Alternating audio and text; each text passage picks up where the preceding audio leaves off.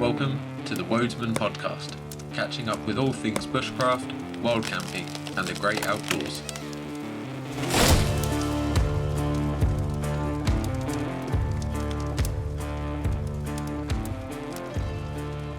So, hey guys, hey Tom, how are you?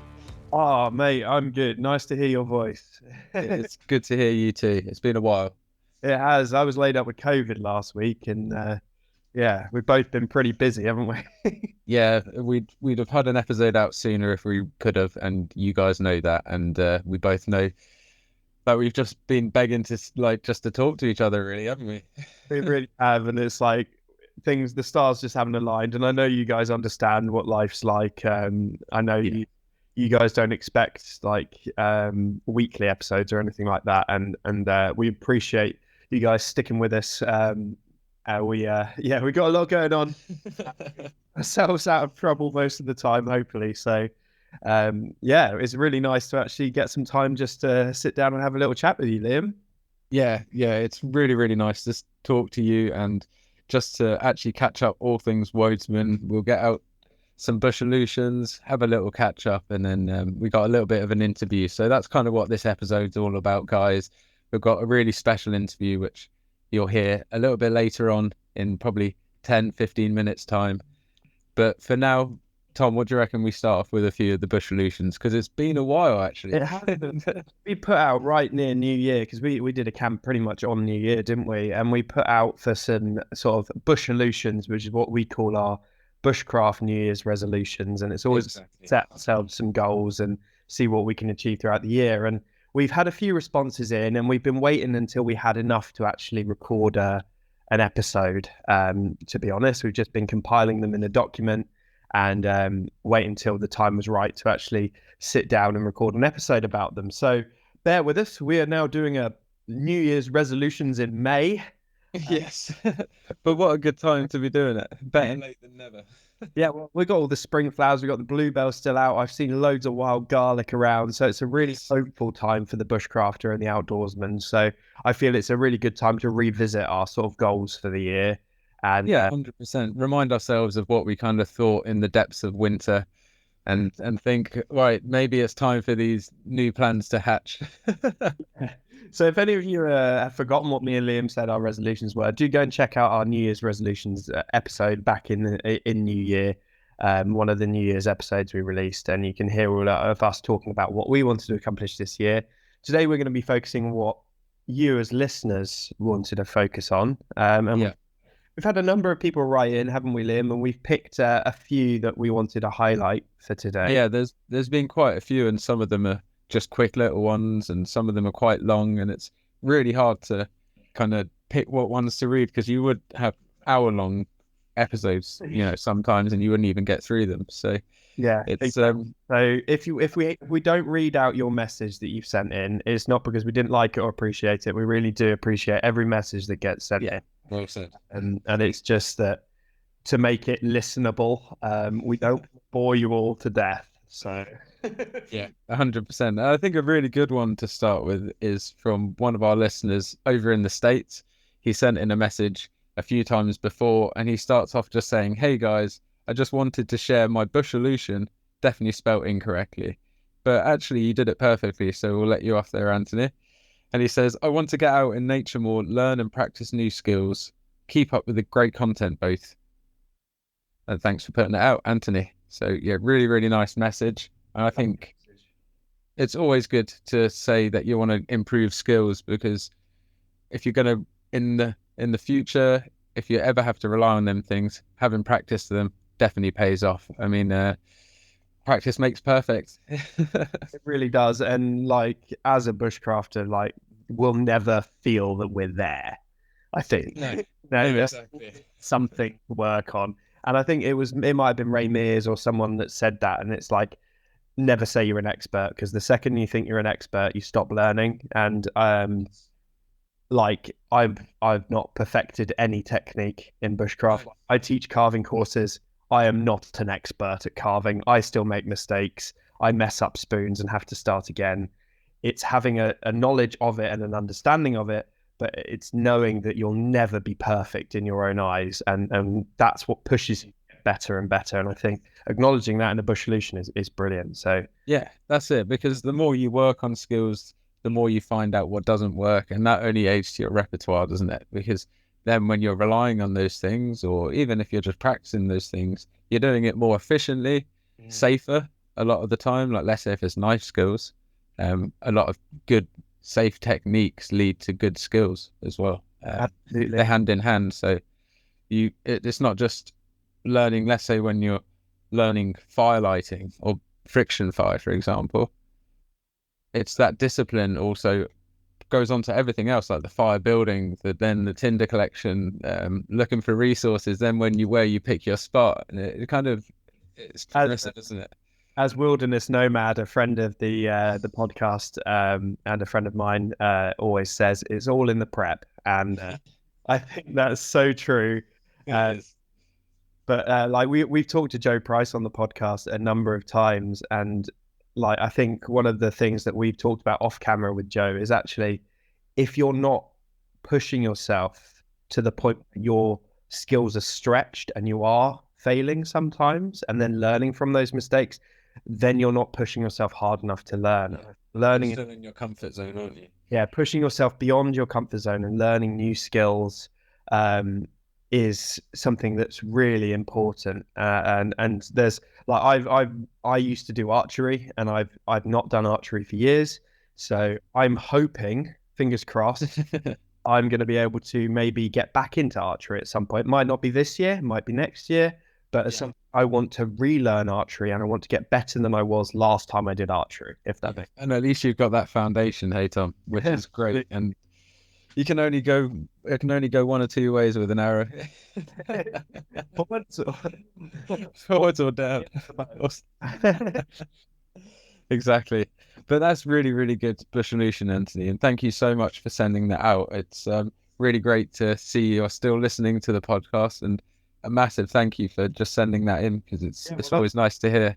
That's triggered us to have that conversation, hasn't it? And us to that sort of self-reflection on things that we could like, because we haven't talked about that beforehand, had we, Liam, about the art pushing ourselves? That's just triggered by that comment. So thanks very much, Anthony. It's a really good Bushalution, and I wish you all the best with it.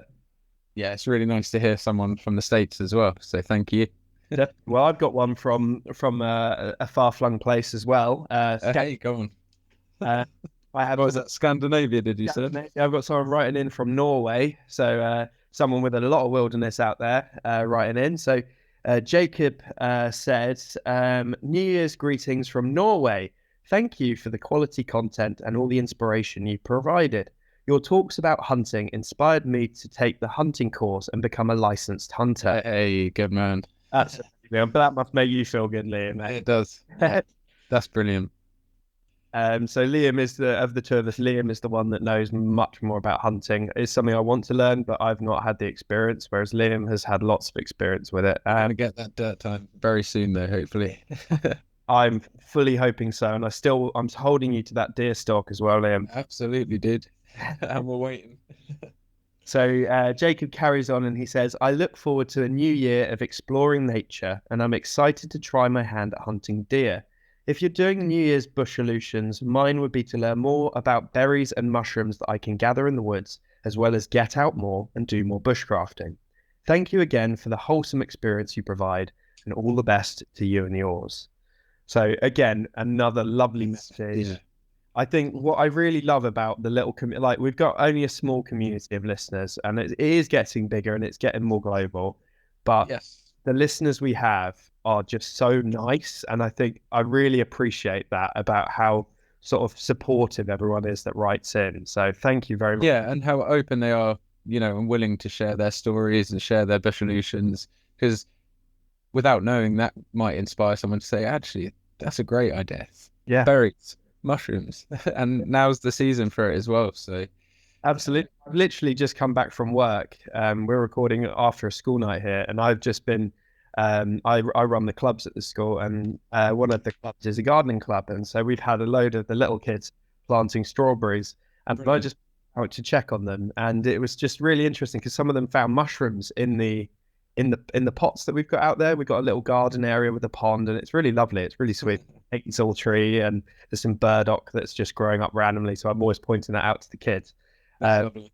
But the teacher that runs the gardening club was getting them all to plant strawberries today, and the kids were like showing me the mushrooms that they'd found in the plant, and I was like, I actually don't know what those are. They looked a bit like boletes, but really small. So I need to look. But I was like, that even just that experience showed me, I was like, oh, mushrooms, that's something I've never really invested much time in. I haven't put any skill points in that skill tree. So maybe mushrooms is something that for maybe next year, that could be my Bushalution, is to look into mushrooms and mycology. I know Storb Unlimited Bushcraft is mycology. So Yeah, he really is. I might I've actually chat with him. definitely. I've been on a hunt this season, actually, just to quickly digress, and we'll go back straight to that Bushalution. But again, talking about mushroom foraging, I've been on the hunt very, very carefully for some morels, or the Morchella species or genome of mushroom, and I haven't really had any luck. But a good friend of mine did have some luck. He's a mechanic, and he was on his work break, and he was just stood next to a big stack, like six tall of tires, and he poked his head over the tires, and in there was the biggest morel one has ever seen. Like, I'm talking monster, like maybe record breaking morel growing out of tires. And I've been searching the heavens, like the lows, the downs, the pines, the hardwoods. Oh, mate, that's So there's a video coming out of my channel all about morels, but it's again just another little thing, because it just showed me you just can never tell where these things are going to crop up, and every day is a school day, so you can go out and look in all the places they're meant to be, and these things will surprise you. So mushrooms are a great interest to me as well, and something that will keep me very busy in the future, I'm sure. Well, it's funny, actually. I was out on a hike in Kent recently, and I was just looking down the valley, and I spotted a whole load of elder trees. So I wandered off the trail a little while, and I found all of these jelly ears all over the trees. And I was with my dad at the time. We were on a little walk, and I was like, "Oh, Dad, these are apparently a real delicacy." And I got him to feel the texture, and I was like, "In Asian cuisine, these are like really sought after." Long story short, we went back to my parents' house in the evening, and I hadn't picked the jelly ear because I assumed no one would want it. My brother's lived in Thailand for the last 8 months. I bet he was like, "Oh my God." The same day, it was his like first day at home. So he was cooking my family an Asian meal, like inspired by his time in Thailand. And I told him, I was like, "Oh, I should have got you some jelly ear. We found a load of it in the woods." He was like, "I would have put that in my meal." He's like, Thailand. That's amazing. So I guess it's funny how you... But another mushroom experience that Bushalution has just reminded me of. Yeah, and it's funny how we disassociate different foods just based on culture. But that's again another story for another day. But going on quickly to the hunting side of that Bushalution, I think it's an extremely wise choice. That's just me personally. Obviously, some people don't hunt, which is totally fine, and I completely respect that. But for people who do want to be self-sufficient in a way that they want to have control over where their meat intake comes from, hunting is just so invaluable, not only for that skill set, but to be able to learn about the animals. I've got such a wide array of knowledge about deer now, and that only keeps increasing the further I kind of delve into that. It's amazing how deep you can go into one species of deer, really. No, it's incredible. Just when I hang out with Liam, I'm always like quizzing him on like bits of animal sign we see and things like that, and he's always sharing these amazing facts about the animals that I had no clue about. And so I have massive respect to responsible hunters, and I'm a huge proponent for sustainable and sensible hunting, and it's the thing that I really want to get into myself. And I think for me, it would start like I'd love to do a stalk with you because you know what you're doing, but I'd also love to do some small game stuff myself. Absolutely. So I've done a lot of animal preparation. I've done rabbit a number of times. I've even tanned a few hides under instruction with rabbits, and I've done pigeon prep and things like that. But I've never actually pulled the trigger on an animal myself. So I feel like as a huge carnivore, I really do need to make that connection between where the meat comes from. So, and it's just such a, like you said, it's a connection. It really is. It's more than just shooting an animal. It's never about going out and killing. And I say this in multiple of my videos where I go out stalking, which have actually done really well on my channel. And again, thanks to any listener who's watched that. And because I was quite hesitant to put out hunting on the channel. It's quite a risky thing to put out on a YouTube channel. But it's great to see that there's other people who are like-minded and going out and taking that progression into becoming a trained hunter. So really, really well done. I think what makes your videos so engaging on the hunting, and this is not just me kissing your ass, man, because you all know me and Liam are like best mates, but this is honestly, it's because you do it with so much respect for the animal. And you show like, it's not like a trophy hunter showing, look at all my my conquests. It's much more a solemn moment of intimacy between you and the animal, and treating that animal with the respect that it deserves. And I think that is that approach that is the reason those videos have done well on your channel, because that's your honest feeling with that animal, and it comes across really well in the video. Yeah, I think any hunter will relate. And you know, when they say it's an emotional experience, it's like I said before, it's not just pulling the trigger. For some people, it might be just shooting moving targets, but for the majority of hunters, I know that's not the case. But again, that will probably relate a little bit more in depth to the latter part of this podcast. So I think for now, we'll move on to the next Bushalution, which I have here. It's actually a quite a short one, and it's from Wolf's Head Bushcraft. And it's more of a passing message, but I'm going to take it as a Bushalution because it was sent right around the date that we released that episode. And he actually started off just saying, hopefully in 2023, I'll be able to get out again as I used to. My body's got to heal and rebuild, but I'm working hard at it every day. So that is just, again, another little touching message that I saw, and just want to wish you all the best. Hope you're doing well in full recovery mode, and if not, have recovered fully and are able to fulfill that Bushalution, because I know what it's like when you're trapped on like trapped indoors, you can't get out and you're kind of wanting to be there. Tom, you've been there a lot, haven't you? Oh yeah, cabin fever, baby. Where you just are crawling up the walls to be in the woods. Yeah, I know the feeling. And yeah, again, same from me. I really hope that you've been able to achieve your Bushalution and have made a full and solid recovery. Yeah, brilliant. So I think we've got one or two more. Yeah, I've got one here. If I can jump in. You can indeed. I've got one. Andy O'Connor. So thanks for writing in. He says, hey lads, I'm a year behind, but I found your podcast. I feel like I'm a year behind, to be honest. Love it. I also have subscribed to all three of your YouTube channels. I really want to get more knowledge of bushcraft this year. Thanks for sharing. So that's a really nice message, and it's a really simple Bushalution, which is just learn more about bushcraft. And I think that's what we're all here for. That's why me and Liam are here. We only our podcast just to share our conversations where we're teaching and sharing things that we're doing with each other. That's our daily goal, isn't it, Liam, is to get better at bushcraft. That is our plan. Yeah, and it's just kind of bouncing off each other. So sharing skills.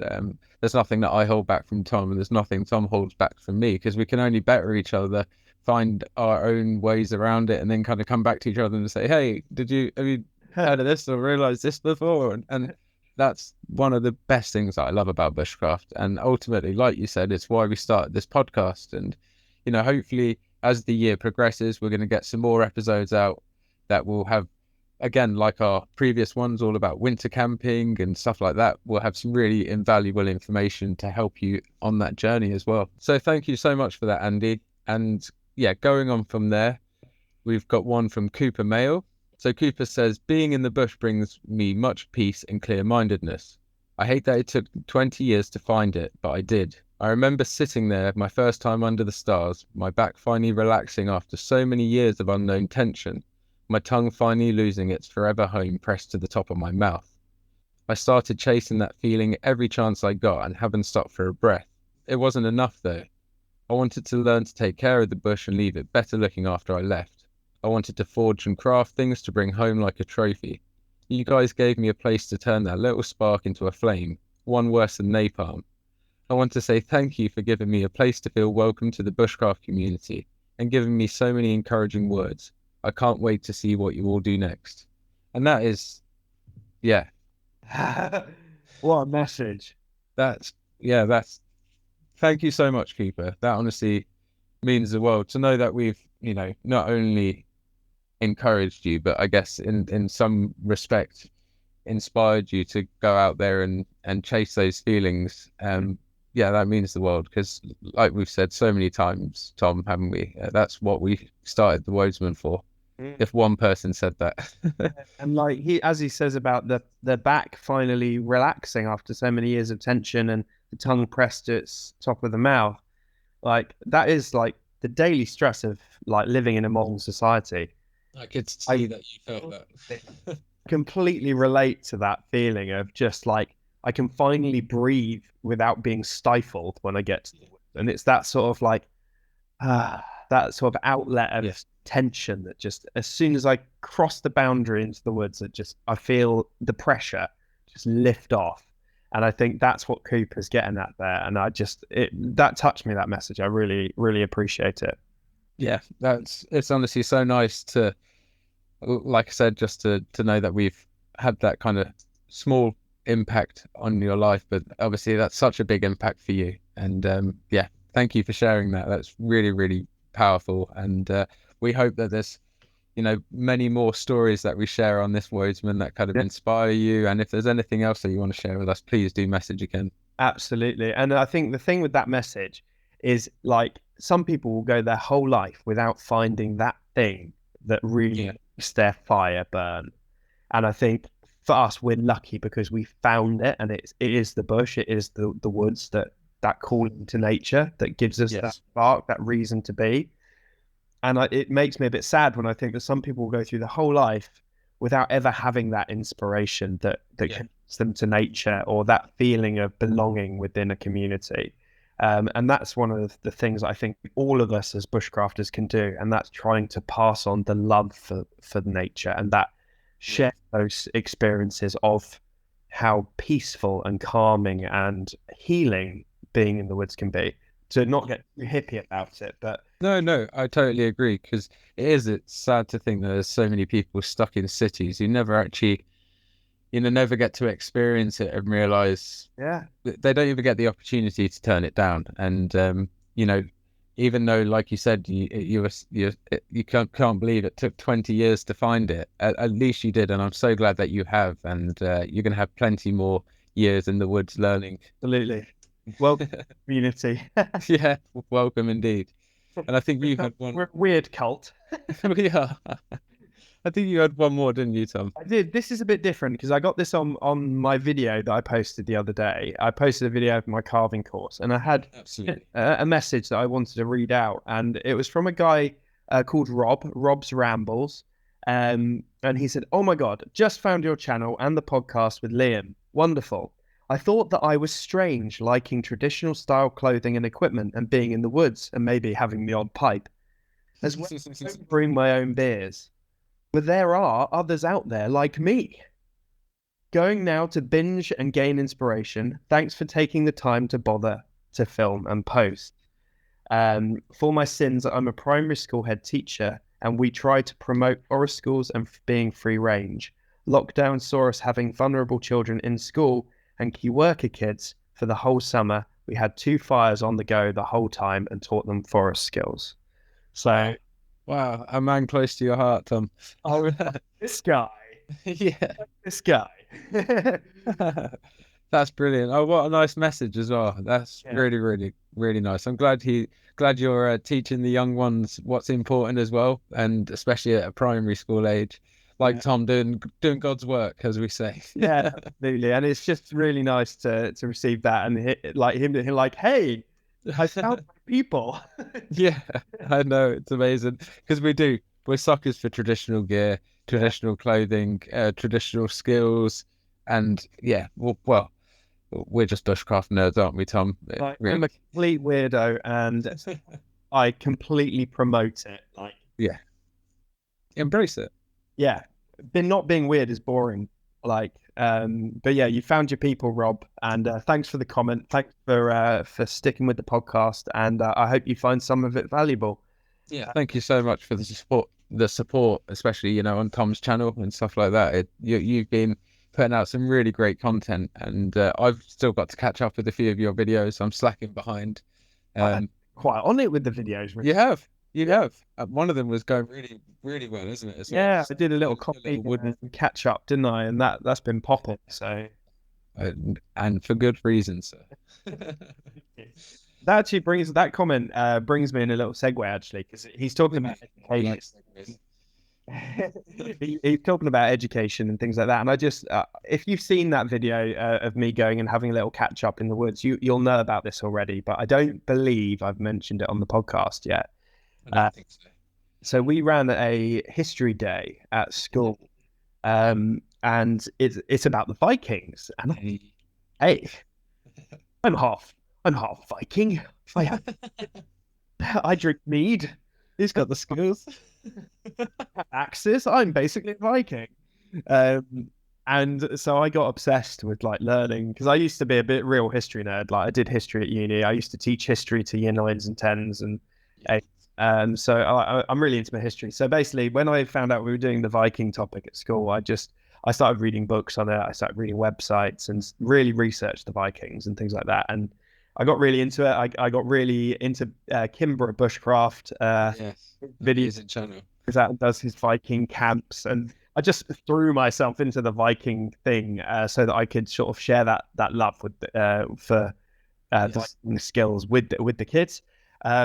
And so I arranged with my colleagues, and we did a Viking day for the year 6s, and I invested like 200 quid in a realistic reenactor's costume. So I bought looked amazing, a full shield, like full Viking reenactor shield, not even like a light one, like a proper battle ready shield. I got the wool tunics. I bought goat hides and sewed them together and cut them to shape so I could have like a shoulder and sewing it all together. And I had all the leg wraps, like traditional Viking leg wraps, and I went full hog, like full at it. And I bought like an Aragon an Aragon wool cloak that was like Viking cloak. And I had permission. I risk assessed it all, and I had permission from the headmaster to come and do a full Viking day with the kids. So I raided the kids. We didn't doing this. So I led a Viking raid on the classroom and like kicked over chairs and like, oh, for fun, and like he raided the classroom and went and pillaged all of their pencil cases and things like that. Which was hilarious for me. I had the best day of my working life. It was just hilarious for me because the kids were like just screaming. It was hilarious. Brilliant. But then they quickly realized it was me. And it was just like very funny. But then we had a full day of activities and education planned around the Vikings. So we did history lessons and some looking at their cultures and their religions and mythologies and things like that. But then I had permission to actually teach them some sort of Viking skills. So we went. I remember how excited you were, like planning all this. Mate, I was so excited. So we went out into the outdoor classroom, and I had permission to teach them flint and steel. So we did flint and steel with all 26 kids. All of them got to try, and they all got, well, not all of them got sparks, but most of them were able to get sparks. Good on them. It was their first experience of ever doing any bushcraft, and we did it. Magic to children. That is magic to children. And I was allowed to bring in my Viking axe, because I have a Viking battle axe. You do. And like they were allowed to put the shield and the cloak on and hold the axe and or cry and then have a go at the fire lighting. I did some demonstration of Viking sort of carving. I showed them, I engraved runes on some wood, and I showed them the runes and talked about the meaning. So we did this amazing educational day, and it was just like the real highlight of my job so far, I have to say. It was like the best day ever. That is amazing. I wanted, I think I said to you, I wanted to be a child to come just for the day. Well, I had like some parents write in, and they were like so appreciative as well that I bothered to do it. But it was funny. I did have a comment on my video that I posted where I talked about this, who accused me of teaching the next generation of arsonists for teaching flint and steel. It was like it's very dangerous them being able to light fire without matches and lighters. And I was like, well, for a start, Matches and lighters. a healthy respect for fire, Yeah. giving them responsibility and teaching them how to be safe around things like that. I was about to say, I don't think they teach you a very good fire safety etiquette. Having it at your fingertips. They did so much like safety stuff, but the thing that made me laugh was it's like, imagine an arsonist trying to set fire to a shop and pulling out his flint and steel and his bird nest, just sitting there like, the police aren't going to catch me now. Hold on a second, I've just got to blow it to flames. Anyway, but no, it was a brilliant day of education, and the kids all went away and were inspired, and it was the sort of thing that then led them to doing a project on Viking history, and it was nice. So they went in enthralled by it. Yeah, it was to bring it to life before their eyes, so that they then be inspired to do the written work, and so it was part of a bigger. It's not just me teaching them how to light a fire. It was a big sort of plan we had to get them into history. And I think it makes them think how, and it gives them an example, like a physical and, visual representation of how different things were then to now. Like the fact you have to get a rock and a bit of metal and then get a little tiny dull red spark on some charred material. And we talk about soapstone. So if people are interested in soapstone, Kimbra did a really good video where he talked about it. But we talked about how they would have maintained their swords and their axes and about natural materials. So we talked about soapstone. We talked about that sort of thing. They brought in a whole load of mushrooms and fungi that were used at that time. So we looked at horse's hoof, we looked at chaga, we looked at things from Scandinavia that they would have used, they would have had access to. Yeah, absolutely. And it was just a really, really good time, and it was very educational, and I'm really proud of it. I'm not often proud of myself. I'm my own worst critic, but proud of how that day went. Yeah, well, I think it's really exciting to know that you're obviously so enthused by it even now, and that was, I can't wait to hear about the next one you're going to be doing. It's so good to know that our next generation, like I've said before, is getting well looked after and getting a good, well-rounded education, because sometimes it can be all a little bit too linear. Yeah, well, they've just all done their SATs, so it was just for all of the tests really took off, and it was their last sort of chance to do something really immersive educationally, and yeah, we took the opportunity, and I'm glad we did.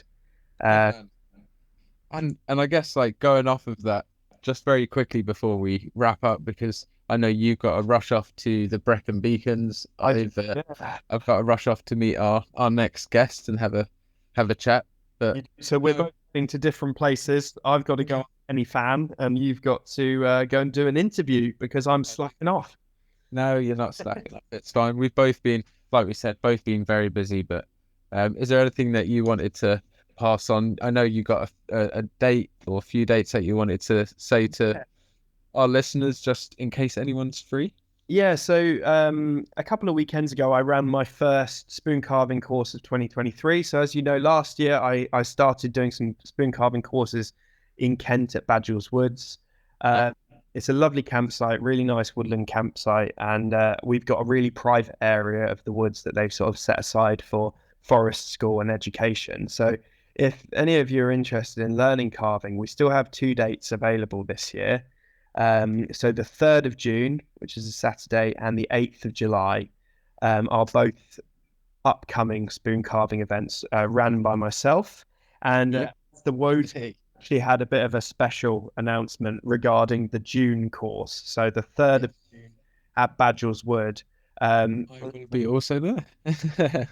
So yes, Liam is coming. He's going to help out running the course. He's going to be there whittling away and just helping make sure brews are ready, getting things prepped for you, because obviously you're running the gig. I just want to come along, be an aid, take a little bit of weight off your back, and go around, make sure everyone's holding the right end of the knife, and put on plasters when needed. Absolutely. So yeah, like Liam's going to be able to be whittling away and helping out as well. So it will be amazing. If any of you have a Bushalution that you wanted to learn how to carve and you've not really done it before, do consider joining us. The price is very reasonable. I think it's £65 for the day.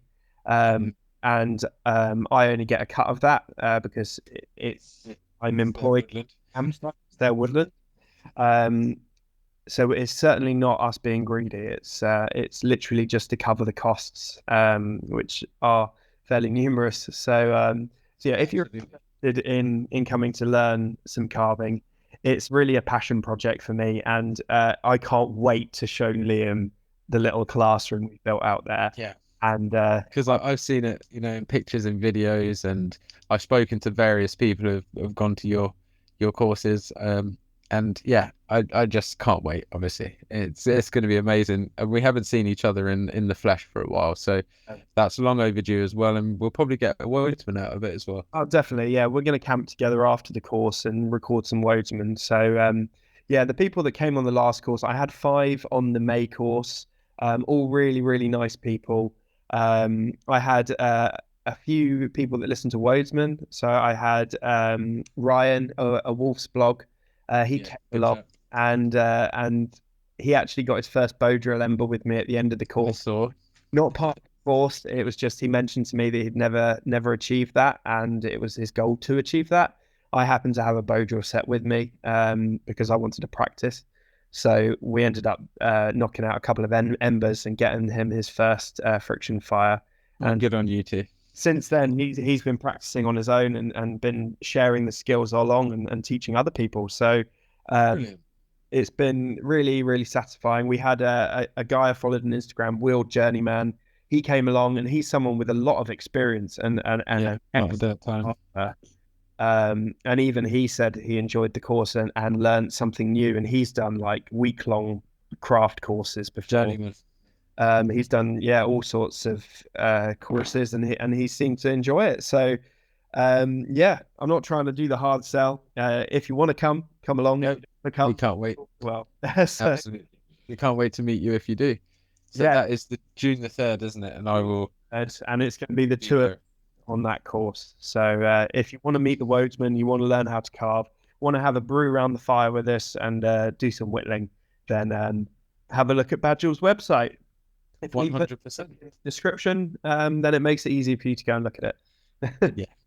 And talking about dates as well, before we head off and say our farewell, before I bring you guys to the next interview, I just wanted to say about the 7th of July. Obviously, that's the same as yours is the 8th of July, so same weekend. If you're not attending Tom's carving course and you're not attending anything else and you're in the Somerset area, we are hosting a festival called the Wild in Us Festival. I haven't spoken about this on the podcast before just because we haven't really spoken since it's all been confirmed and we chose dates.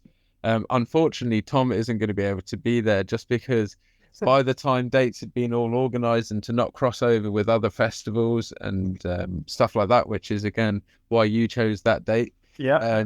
The Wild in Us, unfortunately, because it's a bigger group of people, we had to kind of go for the same date. So it's the 7th, 8th and 9th. And it's a 3-day festival where there's going to be loads of skills being shared, some music, great talks and seminars, loads of really good traders. And in fact, Joe Price is going to be over there, Ida, his better half. And it's just going to be so nice to have this big network of people. There's going to be loads of influencers from the UK there, like TA Outdoors, Bushcraft Tools, Girl Outdoors. It's just going to be really nice. And it's just such a shame that timings don't work out this year. But again, there's always next year. And I'm really looking forward to doing it. We've put a lot of work into the festival. I'm going to be doing deer butchery, some demonstrations on that and some workshops, and then some talks on deer management and how that impacts the UK, how it can help the meat industry, and also just how it benefits us as people. So a little bit of that conversation. Ellie's going to be doing some pottery, and it's just going to be like a small mini bushcraft show. And we're not looking to compete with the bushcraft show and the wilderness gatherings. This is, again, just something down in the south of England that is to aim to contribute to the community. It's not trying to be its own community. It's part of the wider community, and it's again to inspire people to come out and give them somewhere to come and learn these skills when they might feel like, I can't afford a full week-long course, or okay, I've watched the videos, but I need to see someone in person do it. So that's what this is all about. It's going to be so good just to give people the access to people to ask questions, like having Store on his mycology, having Josh, having all of those amazing guys, having you there, just having access to people to ask questions and just to talk to is open so many doors for people. So I think it's absolutely brilliant. I'm really sad I can't be there. I hope next year I can be there. And I wish you guys all the success with it, because you put so much work into it.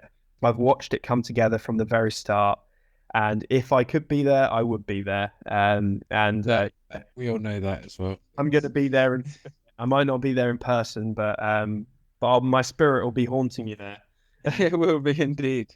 And I mean, it's one of those things that there's going to be, a fair bit of video coverage a bit and stuff like that. So any of you guys, again, in the States, you can't make it over, we'll be able to share some of that. I might do a little Wodesman, a mini one from there, just a little recording from the show, and you can do one from your carving course. That would be excellent. But I guess for now, we'll have to leave it at that, won't we, Tom? And it won't be too long until we speak to you guys again. We'll be recording another episode extremely soon, having a proper catch up. There's a few things that we want to have a chat about, and it's been great to catch up, Tom. It's been really nice. So we said we were only going to jump on for 10 minutes, and it's been like 30 minutes. So I best let you go, because like I said, you've got to run off to the Brackens next. Yeah, I've got a weekend in the Brecon Beacons. It's some of Emma's they're doing some hiking, and they asked if we'd come. So we'll be doing some walking, some hill walking in Brecon Beacons over the weekend. So yeah, so shame I can't be here. I know your guest sounds like he's going to be a really interesting person to talk to. So do give him my best, and I hope you guys really enjoy the interview that's on straight after I leave. And yeah, thank you so much for listening to this first part of the podcast episode. And all this leaves me to say is over to you, Liam. Well, thank you so much. I'm sure I'll mess up once or twice, but I'll try and hold the line. I'm sure you'll be. You take care, buddy. And thanks for tuning in, dude. Cheers. Bye. The Wodesman podcast is proud to bring you a unique opportunity from the State Detective, whose mission is to source and offer their followers some of the best beef products on the market. With a passion for steak and World War II military history, the State Detective combines a love for a period in history that integrity, honesty and patriotism were all embodied. The State Detective embraces these great attitudes, and together we're giving a gentle nod to those who served by offering you, the listener, a promotional code for the State Detective. Use the code Wodesman20 to receive 10% off of your order, and also award 10% to help support the Bearded Fisherman, a UK-based charity helping those suffering with mental health issues. So whether you're in the market for beef jerky, biltong, incredible sauces, ration packs, tanks, warships or flyboys, and also love bushcraft, cooking, hunting or fishing, check out the State Detective. It's terribly British. So as you just heard, Tom's going to be off to the Brecon Beacons now. So while he's on his journey over there, I'm actually joined by Ashley from The Lucky Hunter. Now, if any of you guys have watched my channel, which I know quite a lot of you do, you will have seen a video where I was up in the Scottish Lowlands in Ayrshire, and I was stalking roe deer, and that was all thanks to you, Ashley, and what you guys at The Lucky Hunter do. So just wanted to say welcome onto the Wodesman podcast. It's really nice to have you here as a guest, and really nice to have a chance to, I guess, meet you over cyberspace finally. Indeed, thank you very much for having me on. It's been a long time coming, and it's great to catch up with you now again after so many months to hear what you've been up to and reveal what we have been up to as well in the background. So yeah, thanks very much for having me on. No worries at all. So I guess you know, since the last time we spoke, so much has been going on. I've seen the Lucky Hunter continue to grow, and loads and loads of really great competitions. I'm always dipping in, and obviously my trip when I won it was such an unexpected thing for me, and that's what is one of the best things about the Lucky Hunter. This you know, you buy a ticket, and more often than not, you kind of forget that you bought the ticket Yes. because it might be running for, you know, a month or 2 months. Mhm. And if you are one of the lucky winners, you win these amazing prizes. I was lucky enough, obviously, to win a stalking package, but there's also things like, you know, I've seen you do game fridges and Yeah. you know, Yeti packs and scopes, thermal imaging things, and it's just such a great collection of things you do. So, do you want to just go really through what the Lucky Hunter is and where it all started? Yeah, absolutely. So really, well, to start off, what we are was this, we're an online competition company. I'm sure yourself and a lot of your audience has seen it on multiple social media streams, and Yeah. but they're doing cars and whatever else. But it's the exact same, you know, principle, and in the sense that you're getting the opportunity to win these great prize and like market leading kit and equipment, or the latest kit and equipment, stocking packages that you might not be able to go on that you would love to go on, sort of dream packages. We have a winner who's gone over to Africa now in August. Yeah, I remember that. I remember that package. While there's plenty of smaller competitions there ongoing, usually, you know, there's some big ones happening there that's really making people's dreams come true in the sense of what they want to achieve within the deer stalking. Yeah, 100%. Well, it's like after my DSC one, it was just such crazy timing because Chris Dalton from South Ayrshire Stalking had undertaken, you know, the tuition of my DSC one with a load of other great chaps down at Paul Childenley's land, which is only around the corner from me. Yeah. And you know, to then have the opportunity to go stalk with him was, like you said, it was like a dream kind of trip for me, because I had been speaking to Chris about that, and it was, you know, it was going to be a big financial outlay for myself, and it probably wouldn't have happened for another year or something. Yeah. And to have that so close to when I did that was just absolutely amazing. And it was, you know, the name says it all. I really did feel like the Lucky Hunter, and it is really that feeling. Absolutely, and like you say, the timing just worked out absolutely perfectly for you. You know, you went through your DSC one and you gained your knowledge and you learned whatever you learned on the course there, and then you had this fantastic opportunity to go up and stalk with Chris and the team, who are a really phenomenal team. We've worked with them on a few occasions with other competitions, you know, and anybody who's went up has had a fantastic time. In fact, I think everyone who's went up has shot a gold medal book. You know, like everyone's been very lucky. You know, they've all came away with such an incredible time and story to tell. But realistically, the unfortunate fact is that, you know, if you're getting into deer stalking, and with like most sort of passions or outdoor pursuits, it can become very expensive very quickly, and we just don't really want to, like, that was for me. I realized it and realized how expensive it can become, and it can really stop people pursuing their passion. You know, Yes. hit with this financial burden of your course, then you're going to buy all your equipment, your rifle, your scope, and it's not a cheap industry. You're paying for your outings, and then when you pay for your outings, then you're paying for the animals that you shoot, and so on and so on. And it can be, I think it can be quite daunting for some people maybe getting involved in it. To, you know, where does this seem to be like an endless pit of money, and you're sort of where does it go?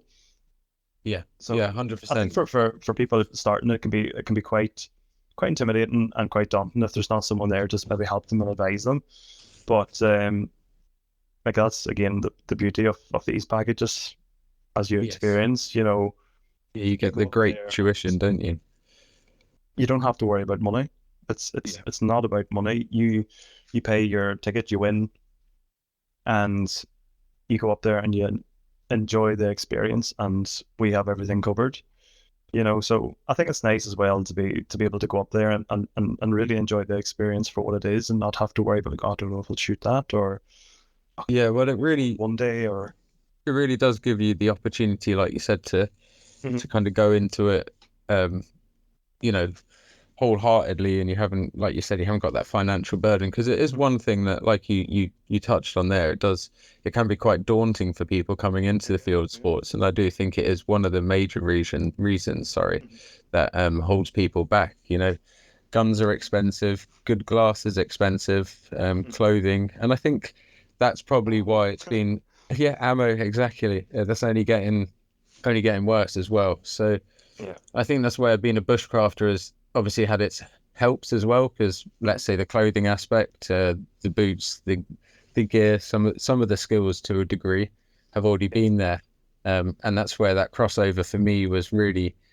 It was really nice to go down that journey, and it's bloomed into this really great thing. But like you said, financially it's so hard, and that's why I think what you guys are doing is, or what you realized initially, which gave you the idea, um, just giving people that opportunity. You might not, you do obviously realize how much of an impact it has, but first-handedly, I can say it does give that incredible reinforcement to your journey, in a wholeheartedly way. yeah, no, absolutely, and well, going back to sort of where the idea came from, and but really where it came from is, again, I'm sure your audience, and maybe even yourself, watches it, Meat Eater, the TV program, Yes, the show. a great show. Steve Rinella's like been a big inspiration for me as well.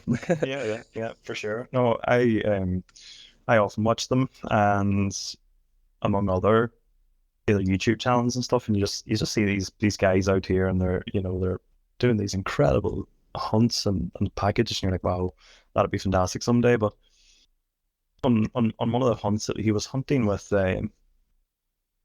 Remy Warren, one of the Yes. episodes, Yeah, and I they were know him. talking about how they drew this tag to hunt this animal.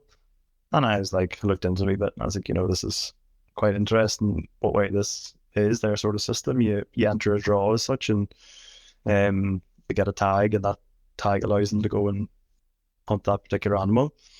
Yes, I've always been very envious of their tag system. It's a very well thought out conservation method. Yeah. So after hearing about it, I kind of looked at it, and was there anything like that in the UK? And there wasn't, and like that was probably 2 years actually before I actually started the Lucky Hunter, with other work commitments and stuff. Nothing flourished, but I looked into it again, sort of like I say, 2 years later, and really looked into it, and I was like, this could be something, and I think it's something that other people will enjoy, and certainly Yes. take part in. So that's really where it came from. The idea sort of came from the American system. That's brilliant. And while I know the entirety of their funding almost goes to their conservation, so we're slightly different in that aspect. But at the start, we did put so much money aside, and then that was like per ticket or something, and that Yes. went into conservation. But we've since stopped that actually. But what we plan to do now with the future, in the coming years, is maybe do competitions where the entirety of the tickets sold will go to conservation, instead of taking a percentage of all of them. Oh wow. So Yeah, that's a great thought, and because they go hand in hand, don't they? As well, they're both so relevant, and it's one of the things. It's hard to convey sometimes how important hunting is to the conservation scene, but we'll go into that a little bit later, I think. Yeah. And is it something that for you, the conservation scene, has that always been something that's inspired you to do the hunting that you do? Because obviously it's something that you're into as well, isn't it? It's a passion for you, hunting, the field sports in a whole. It's something you're ever so interested in and very proactive in. You go out there, you go on stalks yourself, you obviously kind of scout out and vet these places before you run competitions there. So you have first-hand experience a lot of the time with some of these packages that you're offering, which I think is even more amazing because you know that they're not just kind of throwing together this random kind of prize and all hopes, all kind of going on a chance and a whim. Yeah, no, absolutely. Because as you know, there is a lot of as with any industry, there's cowboys out there and everybody knows it, and we we're very careful in who we work with because we'll want it. It'll probably do more damage to our reputation than the stalkers. Yes. And for that reason, we are careful. We work with professionals and some of the best guys on the best guides in the United Kingdom, and we'll continue to do so with that. And like you say, that I have been up there and I have stocked the big Highland stocking package, whatever it was the first year, maybe last year that we done. I had actually done a Highland stocking package with them as well. And most recently I was over in England with children's sportings and done Chinese water deer. And that actually finished off my UK 6, my 6 Hey, well done. species there as well. So no, absolutely. And like you say, it's important to do that, I think.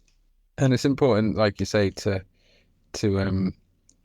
that people who are going on these things as well, for them it's again another invaluable thing to when you're with someone so proficient as well. Just makes your time out there stalking so much more valuable. I learned so much when I was with Chris and his team.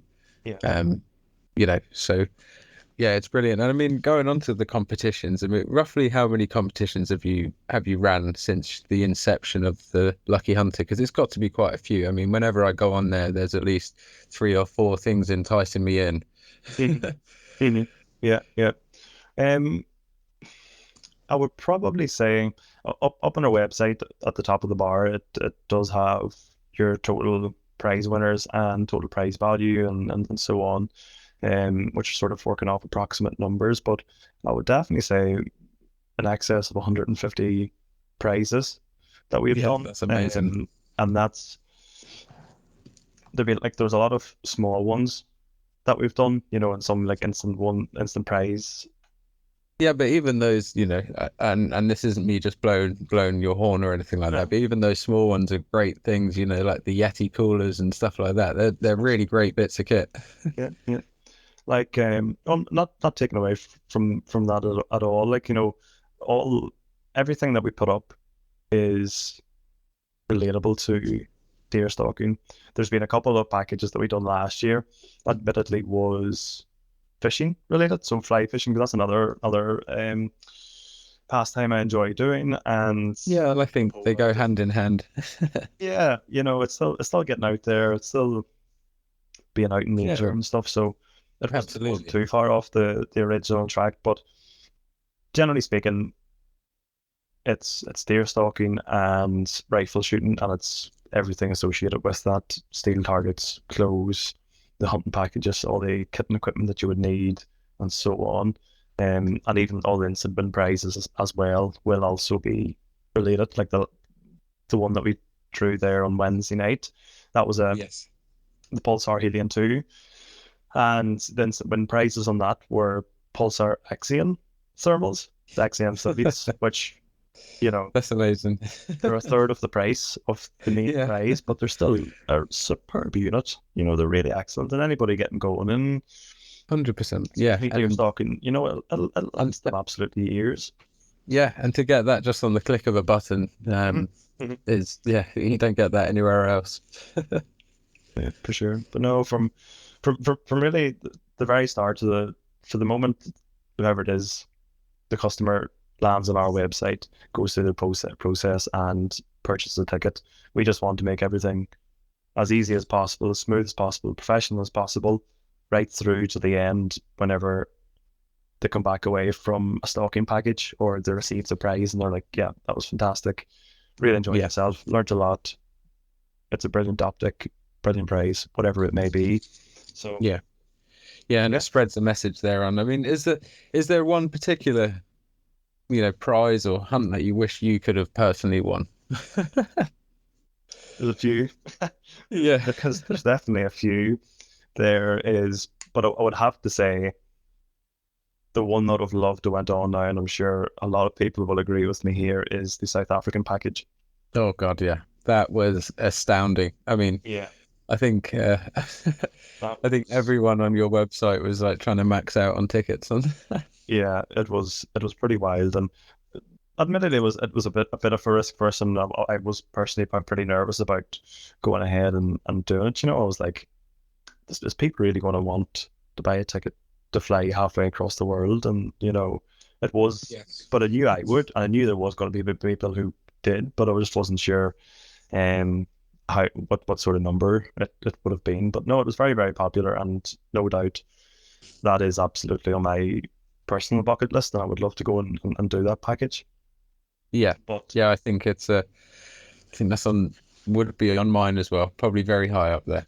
there was actually just one off that. I'm not sure if you know, or your audience knows, but so the guy who won it, um, because originally it was for one person, but we put the opportunity there. He won it, and now he's going out there with his brother. So his brother then went to the guy that we used, outfit Oh, that we brilliant. used, and he bought the exact same trip. So him, his brother, now is actually going out to South Africa, and Oh, wow. what a fantastic experience Yeah. to be there and with your brother or a friend, Yeah, and 100%. enjoy that. So Because no, not only has it kind of opened that window to him, but then it's kind of yeah, his yeah, brother said, "Well, I'll come along. You've opened this doorway for two people," and yeah, it's brilliant because that's going to help over there. They're going to be doing some amazing conservation work over there in South Africa, mhm, helping local communities as well, feeding yeah, local communities. So it's yeah, what a great thing. And yeah, I also was fingers crossed on that one, but I wasn't so lucky. But I couldn't feel too hard done by because I with the prize I won off of you, I've I've got a lot of tickets to buy to even start to recoup. yeah, yeah. No, You absolutely. know, I mean, that package you won now it wasn't quite South Africa. It was quite the opposite in Scotland. But yeah, I think from memory, you had pretty good weather as well, though, didn't you? But oh, it was last day was astounding. pretty We might, miserable. yeah, yeah, no, it was beautiful. I mean, it was maybe wet between 6 a.m. or 4 a.m. to 6 a.m. most Yes. mornings. Mhm. And then after that, it just kind of plateaued into sunshine and just the most glorious weather. Yeah, yeah.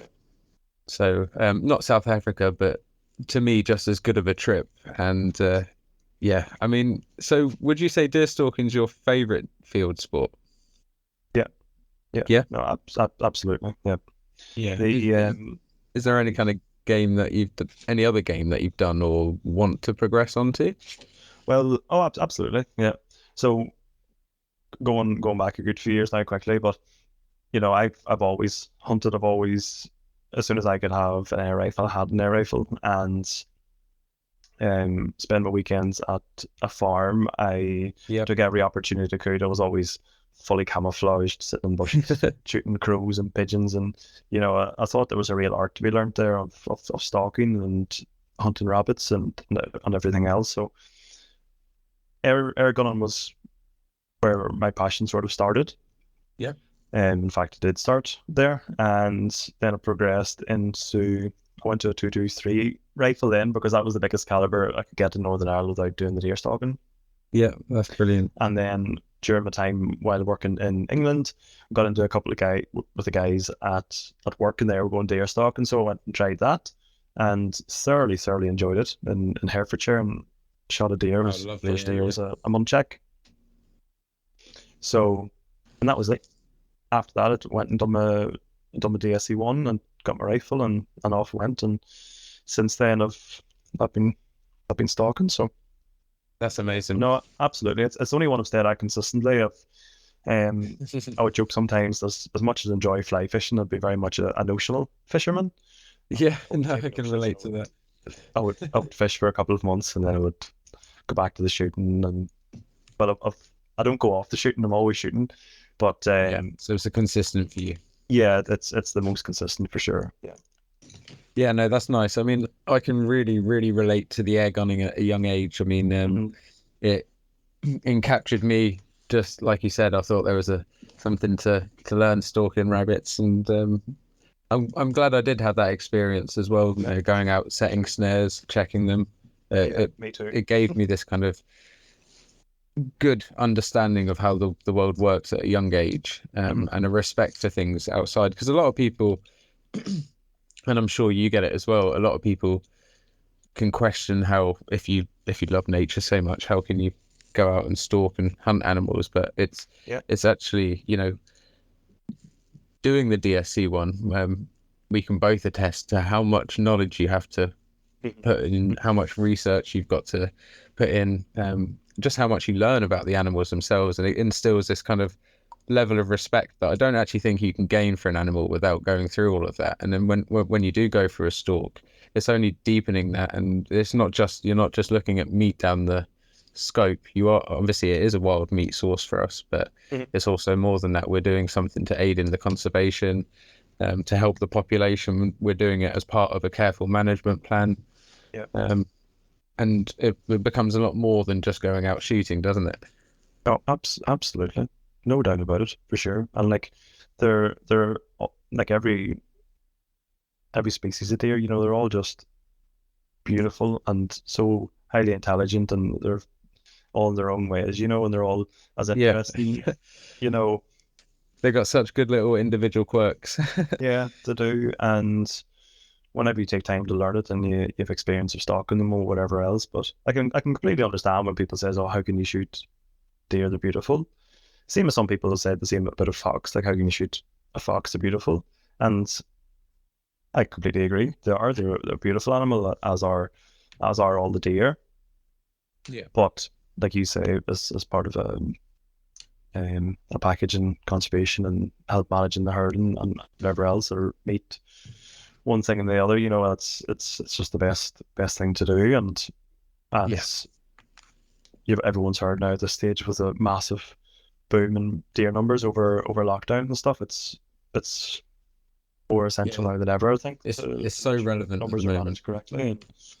Yeah, because we're playing the part of, I guess, as deer stalkers, digressing a tiny bit, we're playing the part of natural selection at this point, because there are no natural predators in the UK. You know, the biggest natural predator to deer are probably vehicles, aside from hunters. And that's not a very nice death for any animal. no, absolutely. And of course, you know, there's starvation. A lot of them suffer starvation problems due to excessive numbers, or due to wearing out teeth, because they're living off of grains that they wouldn't necessarily have in their organic lifestyle. So there's all these aspects that a lot of people don't tend to see, and it's what I love about the way that you guys help, again, promote that message within conservation, and promoting the proper ways to go out and carefully manage species as well. It's really important to me. Yeah. No, for sure. And just going back there to what you said there with the car accidents, you know, while people are saying, you know, how can you shoot an animal to look that nice? But one of the main points is, like, particularly in the south of England there and stuff, like and Scotland, the amount of car accidents there are because of the deer numbers now are enormous.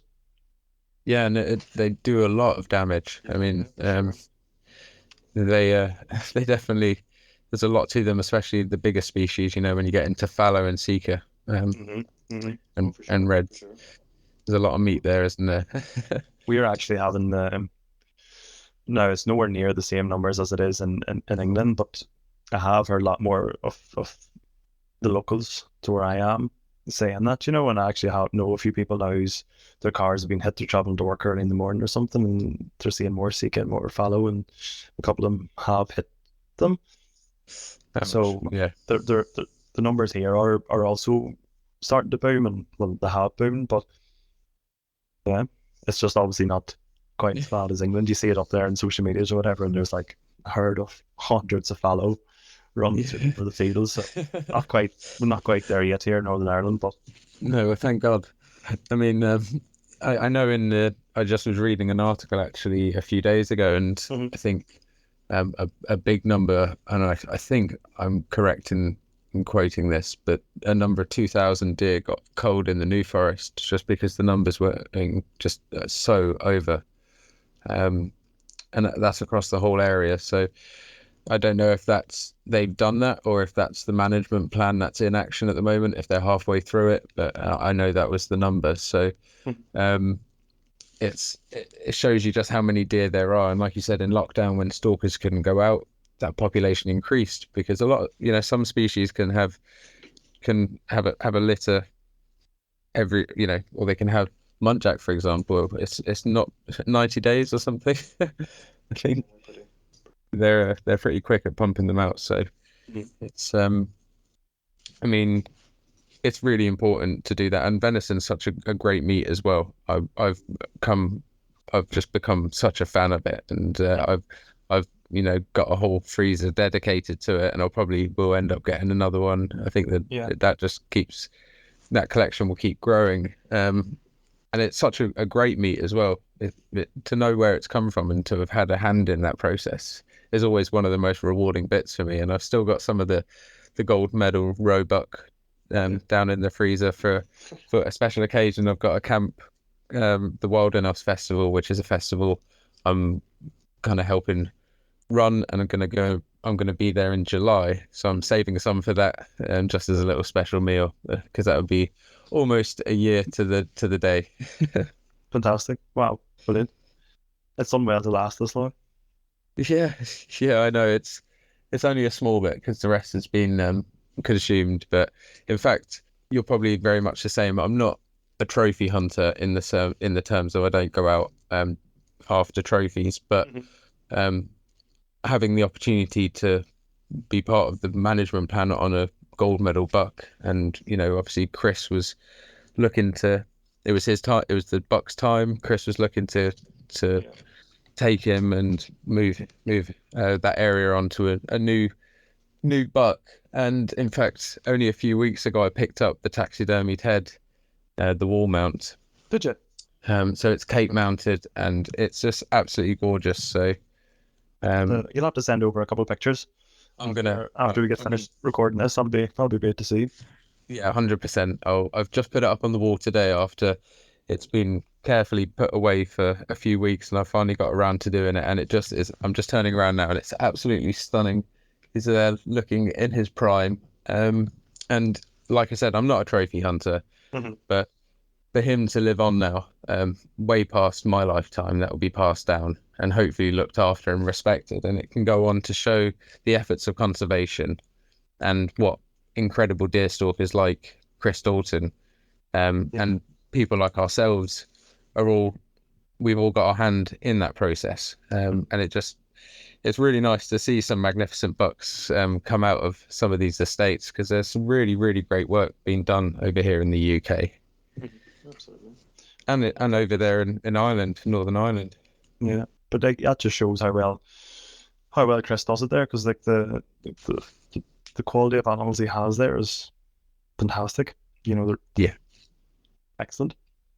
And not like, of course, there are excellent pools of animals all over the country. I'm not saying that there isn't for a second, but just saying that Chris obviously does it very well.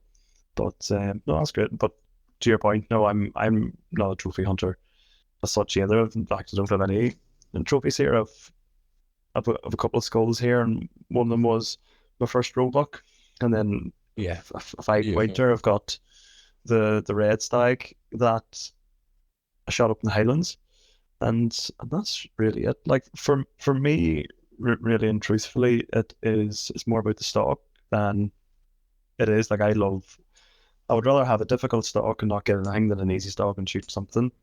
Amen. Just for me, it's just I really like a tough, difficult stock and a memorable one that way. And even any of the Seeker now that I shoot on the permission that I have, because it's sort of new that I've got it. It's very much that I'm just taking the older ones out, or the ones with the bad antlers. And you might have even seen on social media, I've actually shot a couple now with one antlers and stuff. So so I'm not doing the management side of things, like weeding out the kind of the bad stock. Yeah, but there was a couple there now. I went up on the rut during the rut, and there's a couple of unbelievable Oh, really? stags running about there. So I'm looking forward to seeing them like over the next couple of years now and seeing what sort of the specimens they turn into. But Yeah, absolutely. I'm watching I'll catch them. up with one of them at some stage whenever the time's right, But just for now, it's been a little one. So Yeah, well, it's really nice to watch a stock as well and kind of see how it progresses and have that hand in it. And I mean, you touched on it briefly there because you said you just love going out there and having a tough stalk, and it kind of segues onto what I wanted to kind of be the finishing point about this, because it's been such a great conversation with you about all of the things that you're doing. And I mean, it was basically about how do you see hunting being linked to, I guess, a better state of mental health and well-being. Like, obviously you touched on it there. You like going out, having a tough time, and a lot of people would think, well, bloody hell, why would you want to go out through the bogs, getting covered in mud with a heavy rifle on your back and maybe not even get anything? But I can relate to that. But it would be really nice to hear why it makes you kind of yearn for the next time. Mhm. Or if you're lucky and you get something and you're dragging it back across the hill and wondering why you done it, and the Yep. reason and whatever else. But no, it's fantastic. I'll absolutely promote it and say that anybody, and like not even if you're against hunting or you don't like hunting, whatever, or you didn't want to shoot an animal, which not everybody does, which is completely fine. Yeah. Just get out in nature. I think now this is a bit more of just a general thing going off the topic of deer stalking, but just now in this generation when everyone's so sucked in with phones and social media, they're always looking at and comparing other people's lives. And really, I just think if you just go back to nature and just take time away from the phone or whatever, like it's got so many benefits for your mental health. And Yeah. there's been loads of studies to prove that. Just take time out from it and go and enjoy yourself. And even fishing is another one to go clear the mind, Yeah, 100%. and stalking I totally agree. is equally there. So I think Yeah, I that's mean, a big part. I think it's just important. I think now as a generation, we move a lot less than we would have 10 or 15 years ago. You sit around, you come home and you have dinner, you sit around, you watch TV, get outside and enjoy what's on your doorstep. Because Great Britain, the United Kingdom, Scotland, Wales, Northern Ireland, there's beautiful parts to see all over the country and further afield as well. So get out and enjoy it, and yeah, I think everyone will be a lot happier if they done that. So yeah, that's a really nice message. I really like that because it's something I can really relate to. It's something I on my channel a while ago did a little movement called Forage to Freedom. And it was basically very similar. It's kind of go out, and it was off the back of, again, finishing my DSC1 or practicing researching for my DSC1, I think. And I was just going out with a pair of binoculars and sitting down and calling in deer or looking for different traces, looking for tracks or seeing what I could find. And it just made me feel amazing because you can't use a phone in those situations, so it's tucked off and you get fully immersed into your surroundings. And suddenly you start to actually, when all those responsibilities and kind of little thoughts wane off into the distance, and it's so relaxing. So I totally agree with you there, and that's exactly the same for me, really. no, absolutely. I just think get outdoors, born into nature, and just move, and you'll generally be happy, I would say. Yeah, no, that's such a great message, and I hope that will inspire some of you guys to go over and check out the Lucky Hunter, because there's some really, really great packages on there, and I just think, like Ashley's just said, going out and doing stuff in nature, whether it's fishing, taking a walk, deer stalking, just looking for things around your local environment and being out there is so good for your mental health. It's something me and Tom, and I can speak for Tom when I say this, are both so passionate about on the podcast. Just get out there. And I mean, is there any message apart from that you wanted to share, Ashley? Anything coming up with the Lucky Hunter? Any little things that you you've done lately that you wanted to share, little achievements, personal things, anything you wanted to plug?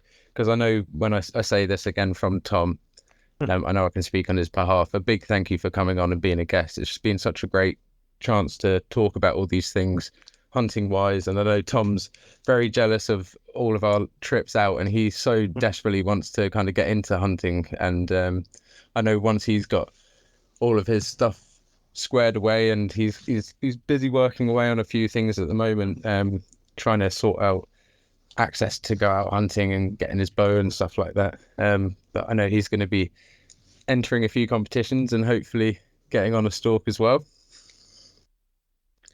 Brilliant. Well, I look forward to that now. But no, thanks very much for having me on. I appreciate it. It's been great to catch up and like you say, have a great chat. It's been fantastic.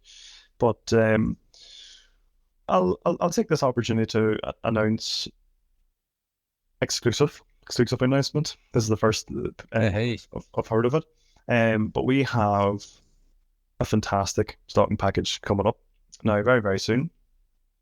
And that, there's not a date. You're going to be spending money for me again. Yeah. Sorry. If that's okay. It could be a very worthy investment. But so what the package is, it's the first time doing it in this country, and it's going to be in Ireland. So it'll be an all-inclusive stocking package in Ireland for either one or two people. So you and a friend could go over to Ireland, spend a few days stalking Sika stags, all inclusive, and as usual, everything's included there as well, and we'll cover the travel if you're heading over from UK mainland or whatever. If you want to take a flight or a ferry, we'll cover that as well. But that is incredible. It'll be an absolutely incredible trip. Anybody who knows or has seen Wicklow or seen pictures of it, which I'm sure plenty of people have. Yeah, some incredible scenery. Yeah, oh wow. That'll be another one on top of the South African package that I would like to do myself, is get down to Wicklow and do that hunting up there, because it just looks incredible. It looks incredible. So keep right out for that one. In the heart of Ireland. Like I say, that'll be coming soon. So I really look forward to announcing that and letting everyone see everything that's involved in it. So. Oh, thank you so much for sharing that. That's really, really nice to get a bit of an exclusive thing for the Wodesman. So there you are, guys. You heard it from the man himself. If you want a chance to win a stalk for you and one other person to go to County Wicklow and stalk, was it Sika deer you said? Sika, yeah. Sika indeed, yeah. So definitely get onto the Lucky Hunter in the next few weeks and keep an eye out for that competition. And I will definitely be making an entry, as I do on most of the things that I see on there, to be honest. And again, I want to reiterate. Continue support. No, that's okay. And I honestly want to reiterate a big thank you for what you do, not only for me, but for all of the kind of the prize winners, I guess. I'm one of the lucky ones to have actually won a competition. And it was just, like I said, it was the most craziest of timings, to be honest, and it really helped me on my journey. I know all of my viewers and listeners have all enjoyed the content that did come from it as well. So keep doing what you're doing, and keep up the amazing work. It's just I can't say thank you enough, I guess. Thank you very much. Really, I really appreciate that, and I'll thank you for having me on the podcast, and thank you very much for making the great content that you did while on the stalking package. I've often heard people saying, come along to me, I heard you, I seen you on YouTube or whatever from your channel, and I thought I'd enter and stuff. So that's it was brilliant great to watch. It was fantastic to watch. It was like obviously being there, and it's that doesn't happen very often. Usually I just get a phone call from the winner, or I'll call them a couple of days after their stalking trip and ask, how did it go? So it was fantastic to be able to watch it back and be on the journey from it as well, so. Well, I was quite nervous about asking to film it. I remember when you called, just quickly before we finish, I guess. I remember when you called, at first you were like, it's Ashley from the Lucky Hunter, and it took me a few minutes to register, and I was like, a few seconds, I was like, wait, okay, go on. And you were like, well, you've won a competition. And I was like, what? I was like, what competition's this? Like, and when you told me, I was just overwhelmed. And then I kind of thought, actually, it would be amazing to film this trip, but how do I kind of approach Chris? I don't, I've only just done my DSC one. Is he going to think I'm just going to Yes. be, blumbering around the woods with a camera? Yeah. So I'm so glad it all worked out. And yeah, again, thank you so much. And any plugs from you? Like where can people find you apart from the Lucky Hunter? You've obviously got Instagram, haven't you, and Facebook and stuff like that. Yeah. So we keep it fairly simple in the sense that it's just our website, and that's Facebook and Instagram. So the website's www.luckyhunter.co.uk. Our Facebook page is the Lucky Hunter Competitions, and our Instagram is the Lucky Hunter _. So get us on any of those. You can follow there, and we update the pages regularly. So yeah. You do indeed, and you do a live draw, don't you? So for all of your prizes, it's a live stream, unless it's an instant win, which is, I think, is a really nice personal touch. Yeah, exactly that. So if you wanna follow us and get involved with the live draws that we do, so like Liam said, there we'll do the live draws will take place at the end of every competition, unless it's like an instant win. But yeah, so you can, it's interactive. You can come on and you can chat to us. You can drop a comment and I'll chat back. So it's a nice experience. And it's nice in the sense that everyone's usually pretty excited and everyone's got their fingers crossed for it and they're all watching, patiently waiting. But generally speaking, what happens, like, let's say about 8 times out of 10, the winner's never watching. A couple times where the winners actually sat and watched it while it's unfolded, and they're like, "Wow, brilliant, fantastic!" Yeah, I'm guilty of that. I've watched all of the ones I've entered. I've watched apart from the one that I won. So maybe there's something to be said there. I'll enter a few and not watch. yeah. But like you said earlier in the podcast, and sorry, I know we're going on here after saying no, not at all. A lot of people just sort of enter it, buy a ticket or a couple of tickets or whatever, and that's it, and forget about it. In 2 or 3 weeks' time, they're getting the phone going. They're like, "Oh, that's right, brilliant. Forgot I entered." Yeah, no, it's one of the nicest things because they're a little finishing point again. They're just so fairly priced. They're such a great deal as well. Mm-hmm. I mean, I think my stalk was £7.99. Yeah, and just on that is which is incredible. Now with the, nearly everyone's feeling the pinch, really. Absolutely. It's tough times, and while a couple of years ago it could have been difficult enough, like we mentioned earlier, getting started financially, with people's rent going up or people's mortgages going up, the cost of fuel and just the general cost of living is going up. That extra money that you had at the end of the month a couple of years ago, maybe to go stocking, like the pot could be shrinking, so it's nice there. And even with that in mind, I've also brought the tickets prices down generally. A lot of them at the start and stuff would have been maybe £6 to £10. Now most of the competitions are sort of sub £6 really. Yes. And it just keeps it fun. The whole idea of it is just to keep it fun and make it accessible for everyone. I don't want to be putting tickets up at £15 and £20, because really, some people might not want to spend that on a chance to win something. I think it's nice just to keep the tickets cheap and cheerful and fun.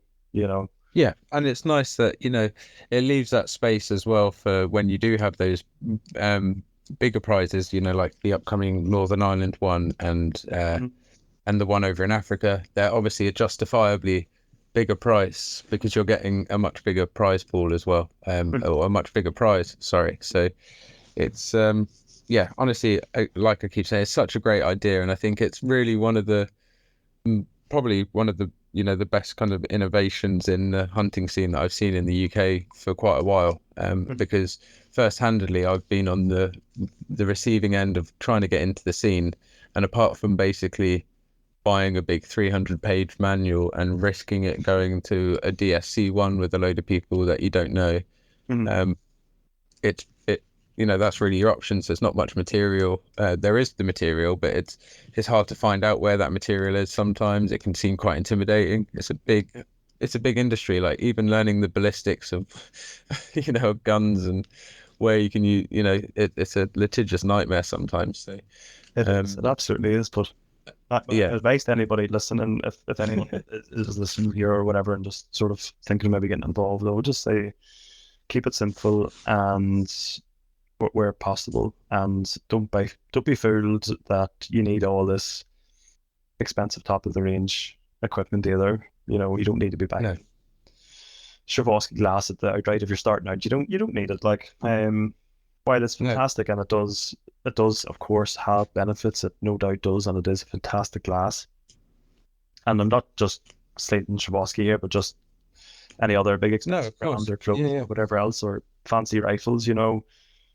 That's another one I always see is people, they'll spend X amount of money, thousands of pounds on a what's essentially, and it's a factory rifle. It's a mass-produced rifle that's capable of producing one MOA at 100 yards. Yeah. So does a rifle at £600. 100%. Yeah. Unless you go down a custom route, or some factory rifles do produce half MOA, and and custom rifles will also produce that, or quarter MOA. Mm-hmm. But for the vast majority of the time, a basic rifle will absolutely get you going. A budget rifle will certainly get you going. So don't be put off by all the expensive items you see everyone using. Yeah, no, no, 100%. I very much agree with that. It's like we said earlier, we both touched on it. We both started on air rifles, and that kept me going for a good long time. In fact, I've still got a BSA Ultra downstairs. That's probably one of the best fun bits to get out, because it's so quick and easy. Yeah, and you can get too involved with thinking about the logistics, but just go out, have fun, have a little walk, see what you can find. And if you do want to get into deer stalking, there's no better place to start than obviously your DSC one, which we've both done, but also going over to the Lucky Hunter. And thank you so much, Ashley. It's been an honor to chat with you. And as Ashley has said, guys, go over and check out the Lucky Hunter. I'll put all his details down below in the description. And I can't wait until we chat next. And I know Tom is very excited to have a chat, and I must apologise on his behalf. I know we've already done it at the first bit of this interview. I'm sorry he couldn't be here. He was on his way to the Brecon Beacons for a weekend full of fun. But he's very much looking forward to catching up with you soon in the future. Brilliant. Well, I look forward to speaking to him for sure. And thanks very much for having me on, Liam. It's been fantastic. No worries at all. Thanks, Ashley. Perfect. Thanks. Cheers. So hopefully you guys enjoyed that episode of the Wodesman.